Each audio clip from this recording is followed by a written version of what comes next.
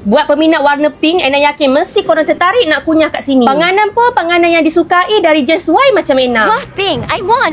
Yuk pada mampir Mokja Cafe Nang Badan Hill Park, Puncak Alam. Port ni ada kakak sulung je dekat seberang Jaya Pinik. Dan dekat sana sudah ada sijil halal. Memandangkan dekat sini baru je lagi. So, sijil halal tu sedang proses. Okey, panganan dekat sini Korean style cuisine yang sudah diubah sesuai dengan tekak wang kita. Antaranya macam spicy jukumi lava rice ni. Yang ini Ena pas beten kat Yazid sebab tengok warna pun dah tahu pedas. Keliling gunung nasi tu ada baby octopus tengah berenang dalam lava. Rasa dia memang sedap tapi serius memang pedas menyala. Yang penting rasa gochujang tu ada. Oh ya, bacan kat sini korang boleh tambah banyak-banyak kali tau. Setiap meja akan dapat. Yang ini pula macam set bento tengah hari. Tapi bekas dia Ena tengok macam tray kunyah kat kantin pula. Alah. Yang penting memang kenyang sebab dalam set ni ada ramen, ada ayam hani, ada giran mari, ada nasi seaweed berbola macam ni, gimari, kentang dan lain-lain lagi. Yang ini pula memang kegemaran Ena dari dulu sampai sekarang. Dan yang dekat sini memang lulus kat tekak Ena dengan isi pun banyak. Rasa creamy dari tofu lembut tu ada, daging pun banyak, pedas yang selesa, kunyah panas-panas memang syahdu mat. Oh ya, walaupun Ena cakap tadi panganan dekat sini kegemaran Just Y macam Ena, tapi serius pok kunyah ni sangat sesuai nak bawa family sebab ada pelbagai lagi panganan yang korang boleh pilih. Untuk minuman Ena ngombek tiramisu latte, flavor paling hot zaman sekarang ni, dan juga melon milk. Last but not least, dah kunyah pedas-pedas tadi kan, apa kata pekena bingsu strawberry ni pula. Serius sedap doh. Oh,